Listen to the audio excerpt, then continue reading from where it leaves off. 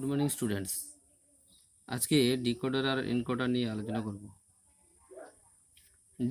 Decoder হচ্ছে এক ধরনের কম্বিনেশনাল সার্কিট যার n সংখ্যক ইনপুট সর্বাধিক 2n সংখ্যক আউটপুট দিতে পারে। আর এর কাজ হচ্ছে অন্যান্য নাম্বার সিস্টেম থেকে বাইনারি নাম্বার সিস্টেমে কনভার্ট করা।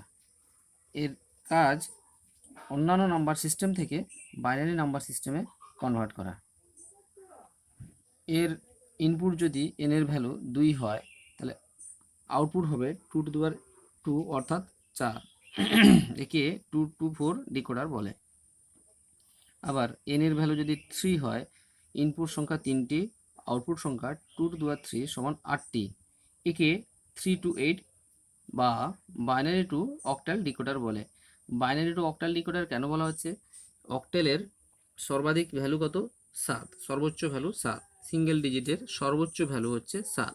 7-এর বাইনারি করলে হয় 3টে 1, তাই ইনপুট সংখ্যা যদি 3টে হয়, আউটপুট সর্বাধিক 8টা, 0 to 7 পর্যন্ত 8টার সংখ্যা হবে। তাই এই সার্কিটটাকে 3 to 8 বা বাইনারি টু অক্টাল ডিকোডার বলে। 2 to 4 ডিকোডারের আমরা ব্লক ডায়াগ্রাম এঁকেছি। দুটো ইনপুট, 4টে আউটপুট। 4টে আউটপুট ট্রুথ টেবিল দেওয়া হয়েছে। ইনপুটগুলো এক্স ওয়াই যদি হয়, আউটপুটগুলো করেসপন্ডিং আউটপুট কীভাবে 1 হবে সেভাবে দেওয়া হয়েছে। সব কোনাকুনি আউটপুট কেন আসছে? কারণ 0 0 যখন থাকবে ও 0 আউটপুটটা অ্যাক্টিভ হবে, অর্থাৎ ওই 0 আউটপুটে 1 আসবে, আর বাকিগুলো সব 0 থাকবে। 0 1 যখন ইনপুট হবে, আউটপুট হবে শুধু ও 1, আর বাকিগুলো সমস্তগুলো 0। 1 0 যখন ইনপুট হবে, আউটপুট হবে 0 1 0 0। যখন ইনপুট 1 1 হবে, আউটপুট হবে 1, আর বাকিগুলো 0। 1 কেন? ও 3 আউটপুটের ঘরটা 1 হবে, বাকিগুলো সমস্ত 0 হবে।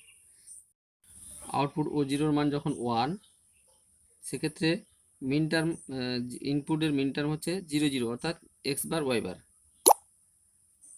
যখন ও 0 ও 1টা হচ্ছে 1, তখন ইনপুট এক্স আর ওয়াই এর মিন টার্ম হচ্ছে, অর্থাৎ ইনপুট হচ্ছে 0 1, অর্থাৎ মিন টার্ম হবে এক্স বার ওয়াই। 0 থাকলে কমপ্লিমেন্ট, নর্মাল 1 থাকলে নর্মাল। এইভাবে আমরা লজিক সার্কিটটা অঙ্কন করেছি। ও 0 সমান এক্স বার ওয়াই বার, ও 1 সমান এক্স বার ওয়াই, ও 2 সমান এক্স ওয়াই বার, ও 3 সমান এক্স ওয়াই। এক্স এর লাইন এটা, এক্স বার এটা, ওয়াই এটা, ওয়াই বারের লাইন এটা, কারণ নট গেট দিয়ে আমরা কমপ্লিমেন্ট করে নিয়েছি। এই গেল 2 to 4 ডিকোডার। এবার 3 to 8 ডিকোডার। 3 to 8 ডিকোডার অর্থাৎ একে বলা হচ্ছে binary two octal decoder. Input সংখ্যা এক্স ওয়াই জেড যদি হয়, আউটপুট হবে 7টি, কারণ 2 to 3 সমান 8, 0 to 7 পর্যন্ত আউটপুট। ট্রুথ টেবিল খুবই সহজ। এটা 0 to ও 7 পর্যন্ত কোনাকুনি 1 হবে, ও 0 থেকে ও 7 পর্যন্ত কোনাকুনি 1, আর এটা হচ্ছে 0 থেকে 7 পর্যন্ত সংখ্যার বাইনারি ভ্যালু, অর্থাৎ 0 0 0 0 0 1 0 1 0। এটা হচ্ছে কম্বিনেশান, ইনপুটগুলোর কম্বিনেশান, সর্বাধিক 8টা। এবারে লজিক এক্সপ্রেশন। ও 0-র কত হচ্ছে মিন টার্ম, ও 0-তে কত আসছে? 0 0 0, তাই x bar y bar Z bar. ও 1 আসছে 0 0 1, তাই x bar y bar Z. 0 থাকলে কমপ্লিমেন্ট, 1 থাকলে নর্মাল, তাই এইভাবে এক্সপ্রেশনগুলো পেয়ে গেছি। এবারে লজিক সার্কিটটা কীভাবে অঙ্কন করব? আগের মতো ঠিক। আমি এখানে লজিক সার্কিটটা সম্পূর্ণ করিনি, কারণ এটা তোমরা নিজেরা বাড়িতে করবে। এক্স বার এটা আগে করে নিতে হবে। এক্স এর লাইন এটা, এক্স বারের লাইন এটা, কারণ নট গেট দিয়ে আমি কমপ্লিমেন্ট করে নিয়েছি। Y y bar, Z Z bar. এবারে এটাও করে দিয়েছি, যেহেতু 8টে আউটপুট, তাই 8টি আউটপুট, 8টা অ্যান্ড গেট আমরা করেসপন্ডিং অ্যান্ড গেটগুলো করে দিয়েছি। এবার তার আউটপুটগুলো যে কার সঙ্গে কানেক্ট থাকবে, কোন ইনপুটগুলো কানেক্ট থাকবে, ও 0 সমান x bar y bar Z, এই কানেকশানগুলো তোমরা নিশ্চয়ই বাড়িতে করতে পারবে। এটা কমপ্লিট করবে। এবার 4 to 10 ডিকোডার বা বাইনারি টু ডেসিমাল ডিকোডার। এর ইনপুট সংখ্যা হবে 4টি, আউটপুট সংখ্যা হওয়ার কথা 2 to the power 4, অর্থাৎ 16টি। আমাদের আউটপুট লাগবে না, কারণ ডেসিমেল 0 to 9 অর্থাৎ 10টি সংখ্যা আমাদের আছে। তাই বাইনারি থেকে ডেসিমেল ডিকোডার 4 to 10 10টি আউটপুট নিলে হবে। আচ্ছা, এনকোডার এবার আমরা যাব। এনকোডারও সেম, এনকোডারও ডিকোডারের ঠিক অপোজিট। এখানে ইনপুট যদি 2 to the power n হয়, সর্বাধিক ইনপুট যদি 2 to the power n হয়, আউটপুট হবে n সংখ্যক। তখন একে বলা হচ্ছে 2 to the power n to n encoder. এবারে n এর ভ্যালু যদি 2 হয়, 2 to the power 2 সমান 4, তাহলে সেক্ষেত্রে এনকোডারটাকে বলা হবে 4 to 2 এনকোডার। প্রথমে আমরা 4 to 2 এনকোডার নিয়ে আলোচনা করব। এর ট্রুথ টেবিলটা কি হচ্ছে? ইনপুট হচ্ছে ও i0, i1, i2, i3, output হচ্ছে এক্স ওয়াই। আউটপুটগুলোর বাইনারি কম্বিনেশন আমরা দিয়েছি, কারণ যেহেতু বাইনারিতে কনভার্ট হচ্ছে তাই আউটপুট কম্বিনেশন হবে 0 0 0 1 1 0 1 1। আর সরাসরি এগুলো 1 হবে, বাকিগুলো 0। আমি 0 বসাইনি, তোমরা 0 বসিয়ে নেবে। বাকি সমস্ত ঘরগুলো 0 হবে, এই কোনাকুনি 1। কেন?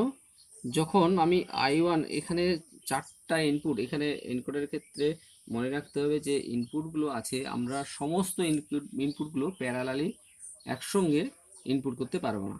কারণ ইনপুটগুলোর সিরিয়ালি, যেহেতু এক একটা সংখ্যার 0 টু i0 থেকে i3, এই সমস্ত সংখ্যার বাইনারির ভ্যালু আমরা জানতে চাইব। অর্থাৎ এই i0 থেকে i3 সংখ্যাগুলোকে বাইনারিতে কনভার্ট করব। তাই প্রত্যেকটা ইন্ডিভিজুয়াল আমাদের ইনপুট নিতে হবে। তাই এটা সিরিয়ালি একের পর এক ইনপুট নিতে হবে। সেই জন্য সার্কিটের ক্ষেত্রে আমরা কি করেছি, এগুলো সুইচ করে দিয়েছি, যাতে আমরা প্রত্যেকটা আলাদা আলাদাভাবে সুইচ ইনপুট করে আমরা আউটপুটগুলো পেতে পারি। এই i0 থেকে i3 এই 4টে সুইচ, কোনো একের বেশি সুইচ একসঙ্গে প্রেস করা যাবে না, এটা হচ্ছে শর্ত। কারণ আমরা এক সময়ে আমরা একটার বেশি সংখ্যার বাইনারি ভ্যালু পাবো না। তাই আমরা এইভাবে আমরা ইনপুটগুলো নিয়েছি। i0 যখন 1, একটা সুইচ প্রেস করব তখন এর ভ্যালু কত? 0 0, অর্থাৎ 0 এর বাইনারি ভ্যালু কত? 0 0।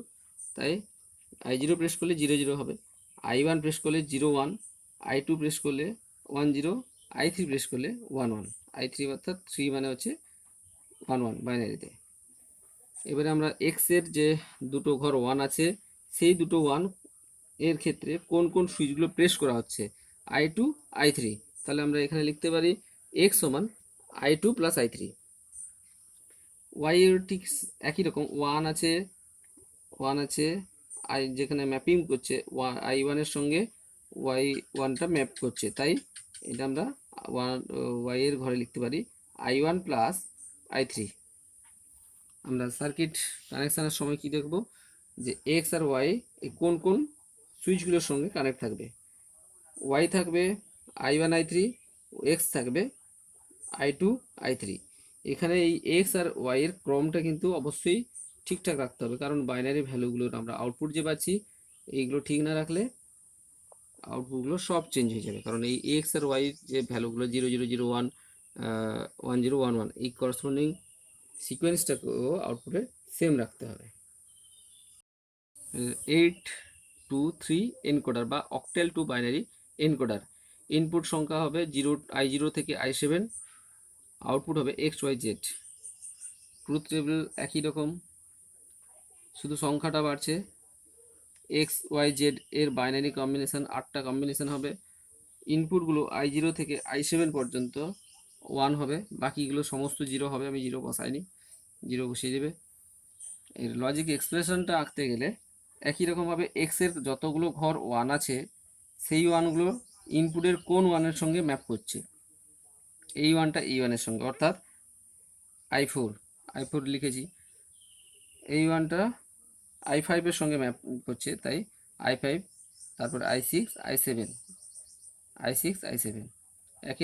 একই রকমভাবে y এর ঘরে হচ্ছে i2 i3 i6 i7। Z এর ঘরে i1 i3 i5 i7। এবার লজিক সার্কিট কীরকম হবে? একই রকমভাবে সুইচ দিয়ে করতে হবে, একটার বেশি আমরা সুইচ প্রেস করতে পারবো না। ক্রমটা এক্স ওয়াই জেড সেম রাখতে হবে।